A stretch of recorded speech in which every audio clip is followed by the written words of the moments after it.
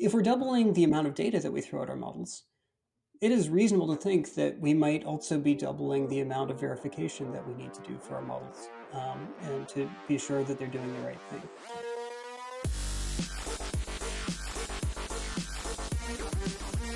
All right, everyone. Welcome to another episode of the TWiML AI podcast. I'm your host, Sam Charrington, and today I'm joined by Sculley. Dee is a director at Google Brain.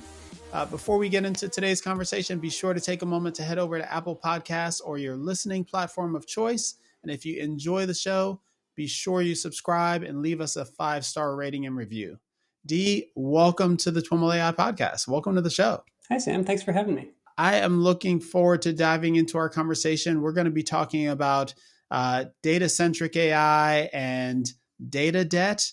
This topic of debt is one that, at least in our community, you are well known for. You wrote a paper, The Hidden Technical Debt in Machine Learning Systems, that at one point, when we had our first TWiMLCon conference, all about MLOps and AI platforms, I heard later that some folks had a bingo game for when that little diagram that you created showed up in someone's talk. So we'll talk a little bit about that. But before we do, I'd love to have you share a little bit about your background and how you came to work in the field.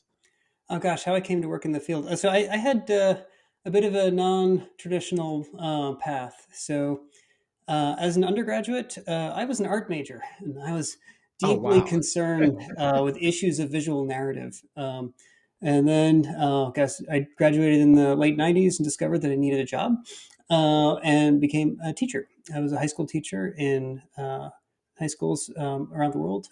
Taught in the Middle East, in Abu Dhabi for a while, and then I was in Venezuela, and Switzerland, and California.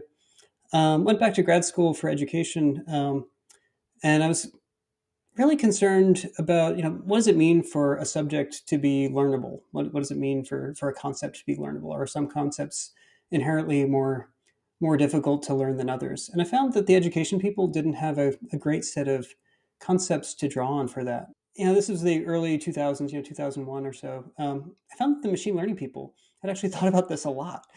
And they had wonderful concepts like VC dimension for talking about concept complexity and things like that. And I just kind of got hooked and realized, oh no, I studied the wrong stuff. So I went back and redid, undergraduate courses that I hadn't done. Ended up doing a master's and a PhD at Tufts in machine learning, sort of falling in love with the field that way. Then came to Google soon after that. At that time, my focus area was very much applied machine learning. Started off like kicking out scammy and spammy advertisers from our systems. And this was in 2008 or so, at a time when machine learning wasn't necessarily the go-to tool for things like that. There were plenty of rule-based systems that were created by really smart people thinking carefully about, what does it mean for something to be spam. And so, I was able to be part of kind of the transition of systems moving from being hand engineered code based systems to being machine learning systems, and I've been sort of part of that journey ever since. It's been a wild ride. Mm-hmm. I bet. Is that what led to the interest in technical debt as a concept? Yeah. So over time at Google, I worked on this problem of finding scammy and spammy advertisers and kicking them out for several years, and then for a number of years after that, I worked on Google's ad click-through prediction models, which turns out to be just a fascinating problem domain that has all of the problems of being very large scale, production critical, latency sensitive, with all kinds of feedback loops and other interesting machine learning and statistical problems. But it also has the problem that it needs to work every single second of every single day. And so I came to really appreciate, if you will, the importance of having systems that can be maintained over a long period of time.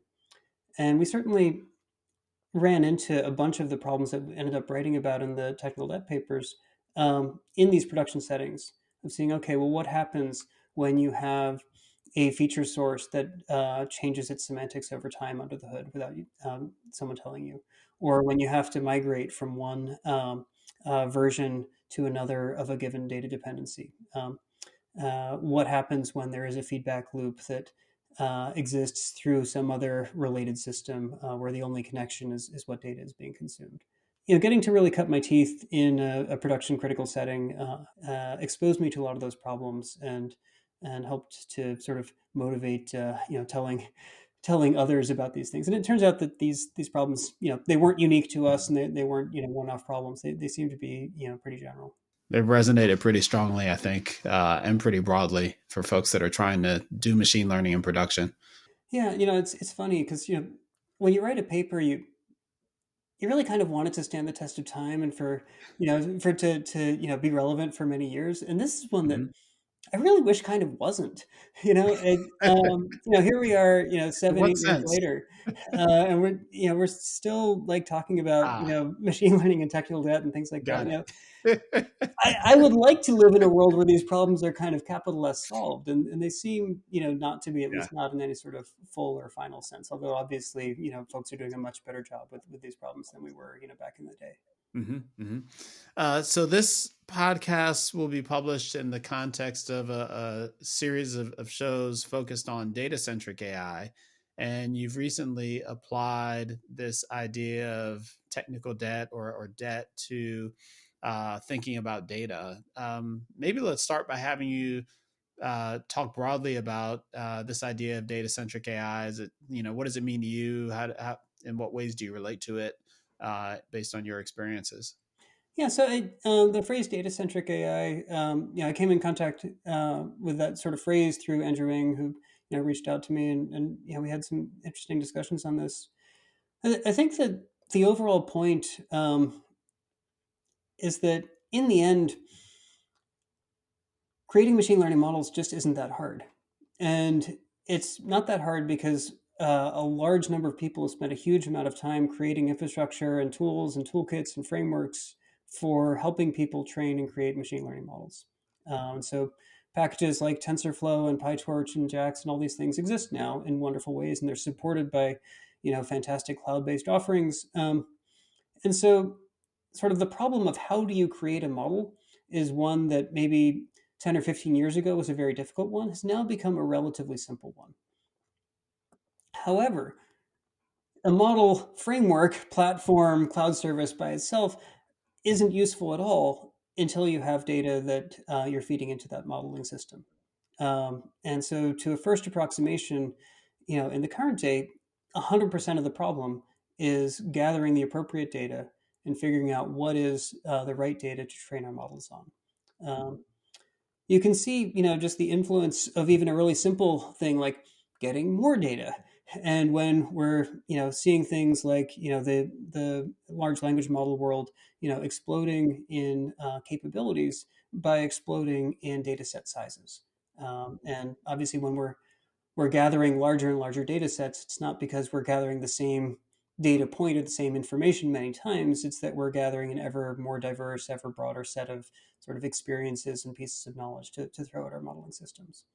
And so, because it's no longer really, a a particularly hard challenge to create models, um, starting to focus on what is the big problem, which is to create the data, to curate the data, to figure out, okay, are we, gathering the most appropriate data? Do we have data that is the most representative? That's going to handle all use cases, perhaps all users of different backgrounds. These are really the questions that are coming to the fore now, in my opinion. Yeah, yeah. For a while, we've kind of taken it as a given that to train larger and larger models, we just need to create, just need to collect more and more data. And this whole idea of data centric AI is starting to maybe shift the conversation away from quantity alone to quality and other characteristics. And this concept of debt plays into that. Can you talk about where debt comes into play? Yeah, sure. So when we talk about debts, the most common one that we talk about is technical debt. And so technical debt is sort of this nice metaphor that software engineers and the software engineering community have developed to talk about sort of the costs that you incur from basically writing more code or creating more stuff.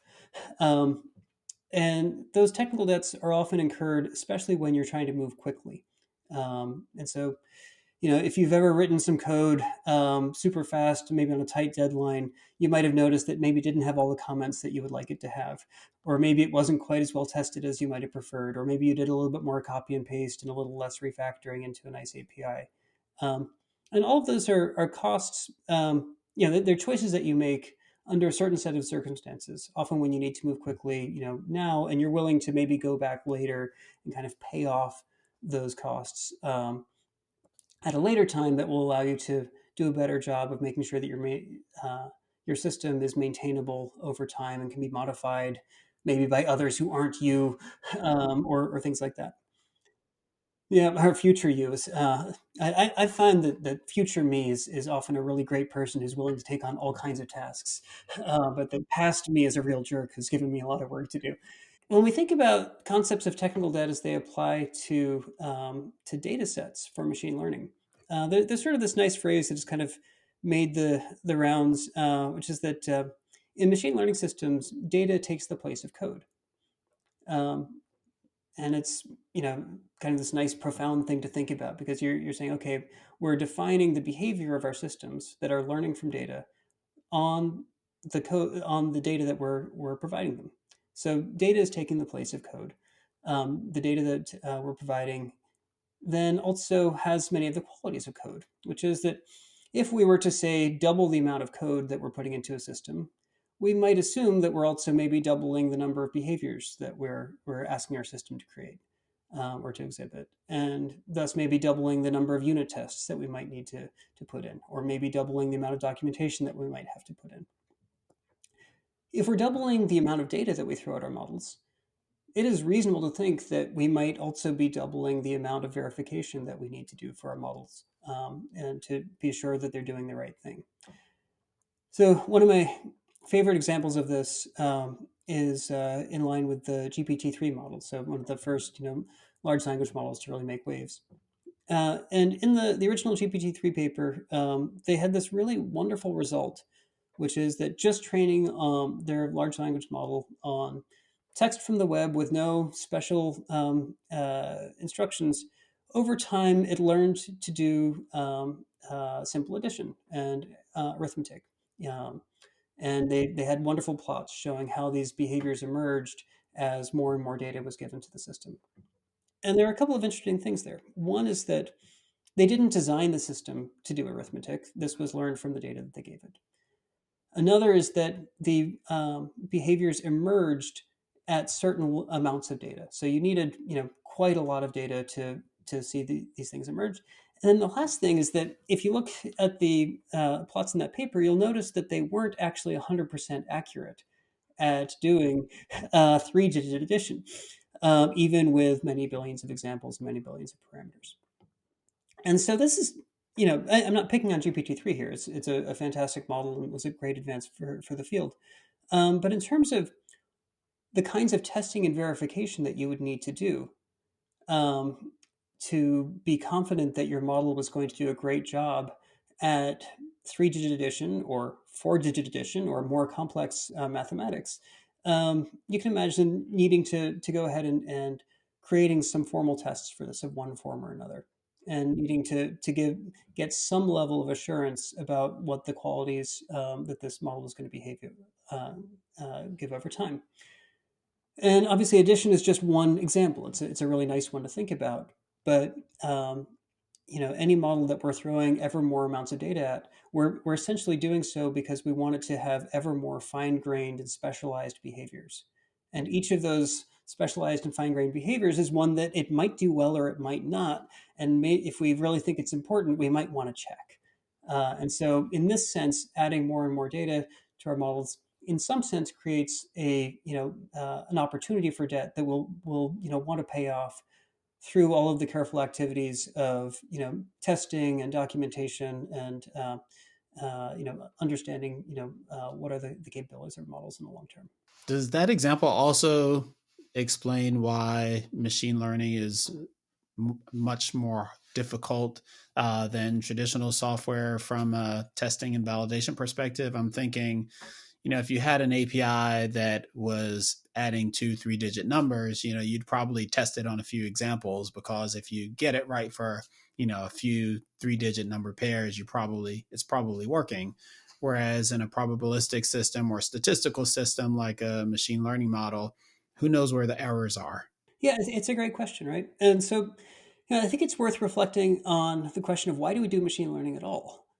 And it's not because it's, better or easier than traditional code-based systems. It's because we use machine learning in situations where we don't actually know how to write down an algorithm in code that is going to have all of the correct behaviors. We can't necessarily write all the if then else's for every single situation that, say, a large language model is going to encounter. People tried that in the 80s and 90s, and it doesn't work, right? And so we use machine learning in situations where we can't have a formal verification of what it is we want our models to do. And that's the reason why it's so hard to then go back and say, okay, well, now what are the unit tests to apply to this? Because in some sense, the unit tests are unit testing overall is an idea of saying, okay, what are the behaviors that we have specified in advance, and we're going to make sure that those are going to exist. And this is why the whole field of machine learning has come around, developed and sort of founded on this idea of IID test sets. So in traditional machine learning, if you want to write a NeRPS paper, typically what you do is you have a data set of training data.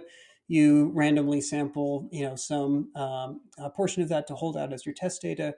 And both of those are from the same identically and independently drawn distribution.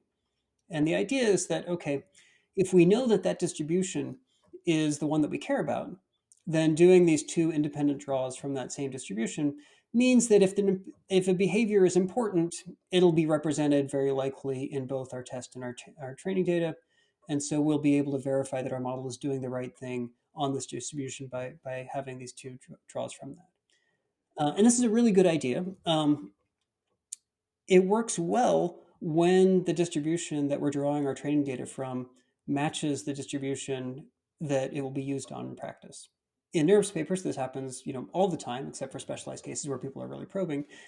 In the real world, it's quite difficult to have a training data set that matches exactly the data that will be encountered in practice, right? And we've seen all kinds of different ways that this can hold true, but just the simple observation that tomorrow is not necessarily a specialized case of yesterday is evidence that we're going to have some amount of data set shifts. And the problem for this is that the IID test setting that is traditional was developed by the machine learning folks initially because there is this problem from statistics that correlation is not equal to causation. Right? We all know this to be true. And yet, the models that we build typically are ones that pick up exclusively on correlations in the data. And this would, of course, be terrible if those correlations didn't hold at test time. The IID test setting is one in which, because all of our data is IID, we don't have to worry about the distinction between correlational and causal factors. But the moment we have any amount of data set shift, now we do run into situations where the differences between correlations and causation become much more relevant and much more meaningful. And so, sort of the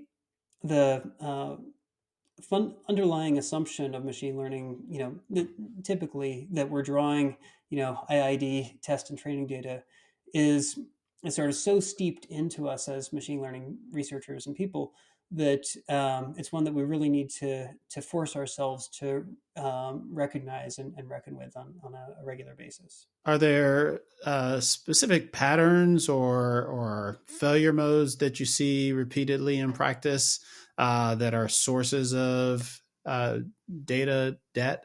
You've mentioned kind of this fixation on historical data and the assuming IID. Are there other patterns that you see? I think that looking at things like representativeness is a really nice lens to view some of these pieces on. And so, representativeness, we often talk about this in sort of like a fairness or a bias sense, where perhaps there's a group of users that might not be as well represented in the data. These kinds of issues are incredibly important, and there's a whole field and literature on this that folks other than me are much more qualified to talk on. But as a lens for thinking about the kinds of problems that can come up when our data is not IID and when our data is not drawn in a representative way, like that's a really good important one to be thinking of. The idea of representatives can also be thought of in sort of a counterfactual sense. Imagine that we're dealing with data that's coming from some recommender system. I don't know. We're building a shoe website. When users type in certain kinds of shoes, we show them some shoes they might consider buying. That kind of thing. In this world, we'll often only get data on shoes that we've shown to users, and ones that ranked not quite highly enough to show at the top of the page or not quite highly enough to be shown to users, we probably don't have data on. And this can lead to its own form of representation bias that is the sort of thing that can happen not only in shoe recommenders but in many different systems where we're looking at observational data to try and understand the impacts of things that might not happen in practice as often or as well. Ideas of randomization can be really helpful there. Adding a little bit of explore to exploit can be extremely important in such situations to make sure that we're actively seeking out parts of the data space that wouldn't otherwise be well represented. And so when you kind of think about this kind of debt that machine learning systems are accruing, what are some of the things that we as a community, or that you in particular in your projects, have done to try to mitigate these issues? Yeah, so I think there's a lot that can be done. One that I really like to highlight is from Timnika Brew. Her idea of data sheets for data sets and data cards is, I think, utterly fantastic, and everybody should be doing it. So this is the idea that when you buy an electronics component, there's a data sheet that comes with it that can tell you, look, what are the qualities of your op amp? Where are the ranges of inputs and outputs? Where are you going to hit the rails and those kinds of things? And those data sheets are often dozens or even hundreds of pages. A data set should also have a data sheet that accompanies it, talking about the qualities of the data, where was it sourced, how was it sourced, what are its shortcomings, what kinds of things are in it, so that people can have a really clear understanding of what kinds of blind spots a model might encounter if it was trained on that data, what an appropriate use of that data might or might not be. A second is, I think it's really important that we have good processes for auditing data for quality. For a machine learning person, it can feel like, oh gosh, I have to get my hands dirty with the data. And the answer is, well, yeah, you do. And so we've seen everything from, folks working on, say, protein discovery in wet labs, using data that comes from wet labs can often be incredibly noisy, and understanding, what is the quality of the data, what's the level of noise, were there confounding factors, and that's true for things that look like wet lab data. It's equally true for credit scoring or for recommender systems or for anything in between. Having a deep sense of what's in the data and whether it's matching the appropriate levels of quality and qualities that we need. Mm-hmm. And when I hear you describe that, I think of kind of an exploratory, EDA type of process where you're learning about the data. Do you also see more structured approaches that folks are taking to ensure high levels of data quality?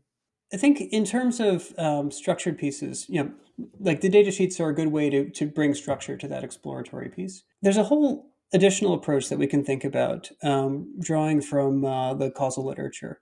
We said before, hey, our typical machine learning models don't know the difference between a causal factor and a non-causal factor. And at the same time, there's this whole world of causal learning, driven by folks like Judea Pearl and other contributors in that area, who have an entire literature built up around this idea of a causal inference graph. Causal inference graphs are absolutely the true way to go about doing causal learning. And a causal inference graph is basically a way of writing down all of the ways that different factors might be causally linked to each other in a data regime. And if you have one, and it's complete, and you can pay the computation cost for using it, then you're going to be all set. The problems are that typically a fully complete causal inference graph needs to come from an omniscient oracle, and those are often in short supply. And for it to be truly reliable, it also needs to be complete. And so these things may have, many, many factors, including things like, what is the temperature of the sun that day, or who knows what. And so in reality, it is much more common that we don't have a fully complete causal inference graph. But we do maybe have ways of talking with domain experts or other folks, and at least writing down some useful number of nodes in a causal inference graph that might be imperfect, might be incomplete, but can still tell us some interesting things about a causal structure of our data world. And that then gives us a way to sort of look at our data and saying, okay, what are the correlations that we might need to make sure are broken in our data so that we can make sure not to be picking up only on a specific correlation? And where might we want to create a stress test that specifically inverts a common correlation in our data to make sure that our model is still robust? So thinking of a causal inference graph not so much as a source of truth that our model is going to rely on exclusively, but as a useful formalism for writing down at least what we know about a given problem, and making sure that we're being systematic about generating ways for testing those assumptions in some sort of stress test kind of format. Mm-hmm. Is that approach of using causal inference graphs, is this something that you've worked with in your projects? Yeah, so we've done a bit of this. Some folks in my group, Victor Veach and his teammates in my group, had a paper at NeurIPS this last year on using causal invariance in this way. In that paper, they applied it to large language models as a nice way to do stress testing. I think it's a pretty good idea. It's also one that I think can be applied much more generally. Can you talk a little bit about how it's applied in the context of large language models, if you're familiar with that paper? One of the nice things about text data is that it's reasonably easy to create counterfactual data. So, if the data that you had at hand had the phrase, he is a doctor appearing many, many times, it is relatively easy to create a, quote unquote, counterfactual piece of data that has the words, she is a doctor. And so, using causal inference graphs to write down a set of invariants that we think should hold true, such as whether somebody's a doctor shouldn't depend on the gender of the pronoun in the sentence, then allows you to go through and invert some of those commonly occurring pieces in the data set, and allow you to do stress tests accordingly. What's the kind of the end product of that type of stress testing? Yeah, so there are a couple pieces. One is that you can use this to create a suite of stress tests. And stress testing in general is one that you don't have to have a causal inference graph to start thinking of some useful stress tests for your model. But in general, putting together a suite of stress test data sets that explore and probe different behaviors or different edge cases for a model that are maybe different than what might be represented in an IID test set are one way to give yourself sort of like the moral equivalent of a set of unit tests that you can be working with and using to verify your models. The second is that what this paper showed was that you can also then use some of these ideas of causal invariance as an additional regularizer in your model, and maybe not just discover that your model wasn't so good in some of these situations, but then also use that as a way to help improve the model in the next iteration. You were talking through some ideas around how we can address, data debt or debt in machine learning systems from a data perspective. Are there others that come to mind? I think in general, really focusing on the discipline of model evaluation is something that I think is incredibly important. When you look at some of the recent papers that have come out on large language models, Google released one on Palm just a couple of days ago, and it's I forget exactly how many pages it was, but it was something like 80 pages, and most of it was really insightful, very detailed evaluations of different stress test use cases. I think this is kind of a model of how we should be looking at not just large language models, but all of the models that we create, and being very careful and very thoughtful about using specialized data sets where we at least know what it is that we're asking for and the kinds of behaviors that we're looking at to probe and ensure what our models are doing. Now you might ask, okay, well, what happens if we don't have one of these special use cases around? There are some good ways to use the data that we already have to help probe. And there are two that I quite like. One is so you're familiar with cross validation and the idea of leaving out one out of many different folds from a data set and using your overall cross validation as a way to get more statistical resolution on the goodness of a model. Um, there's a slightly different technique that we could call leave one cluster out, where instead of creating our cross-validation folds by randomly, we first cluster our data before doing any training, and then do the moral equivalent of cross-validation, but instead of holding a fold out, we hold one of these clusters out.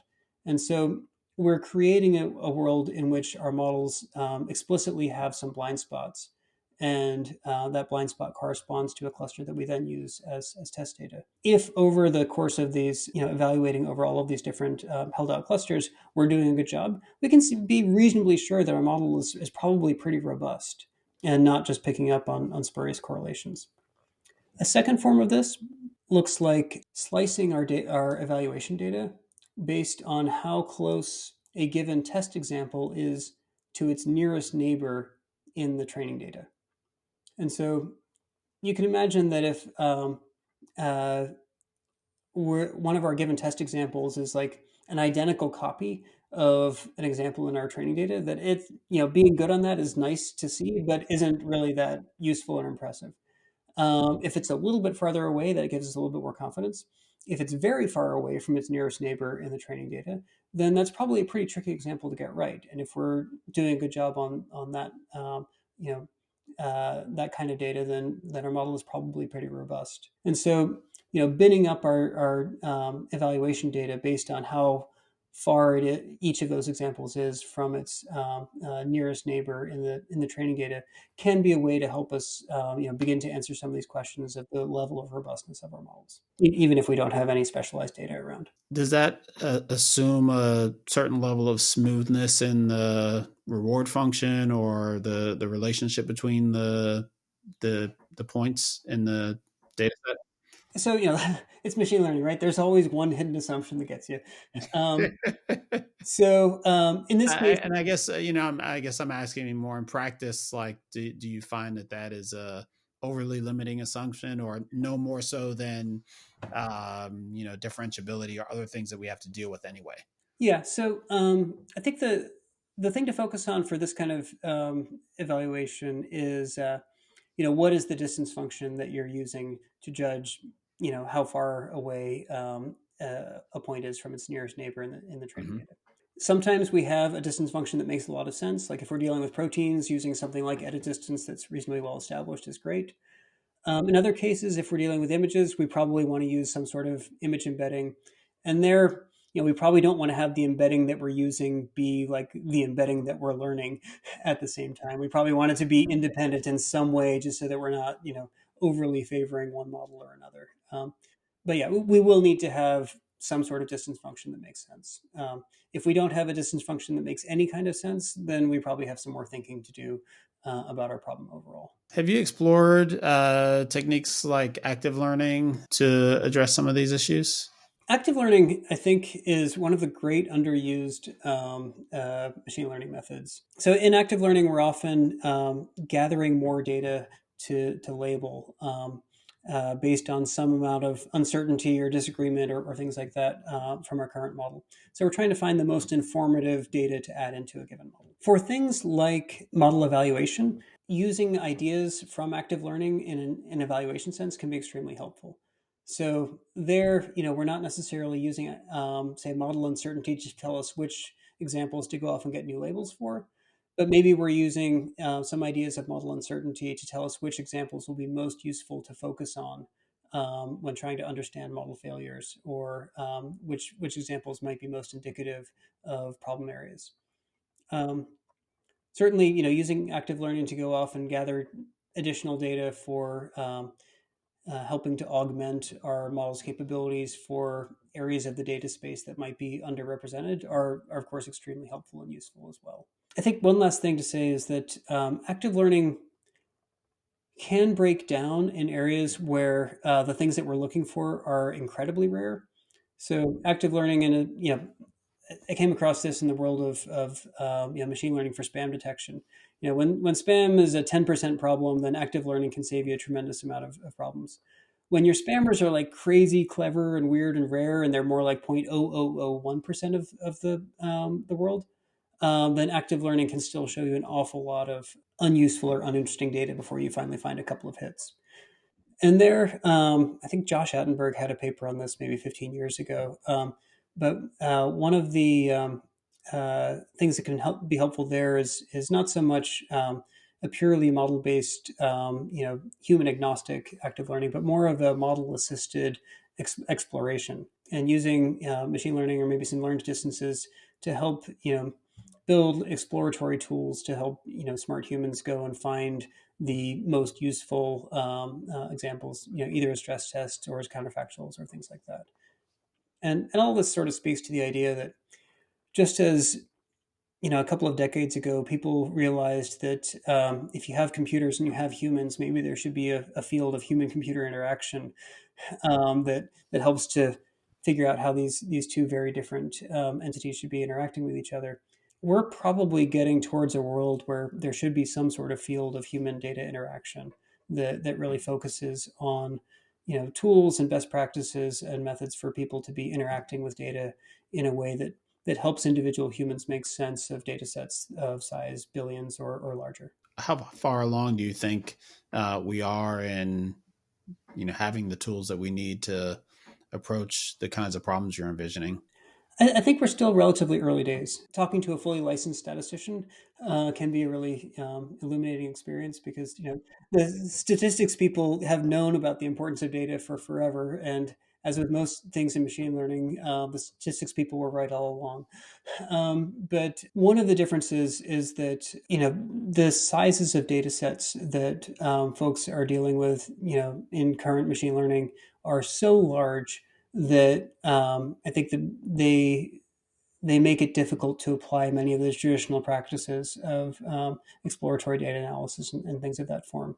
And I think that we do need to really focus on tools and techniques that allow us to explore and comprehend data sets of the current size. Thinking about debt in the financial sense, it's a number. In the code sense, there are proxies like code coverage and other things. Are there metrics that you think can be proxies for understanding the level of data debt in the system? Does that make sense? Is there anything there? Yeah, it's a great question. And I do think it's important to say that technical debt is a metaphor. It's not a metric. Sure. For me, the best proxy is how are you feeling about your model, and are you starting to get worried, and like what are the issues that are keeping you up at night when you're thinking about your model's performance or ability to be deployed in a production setting.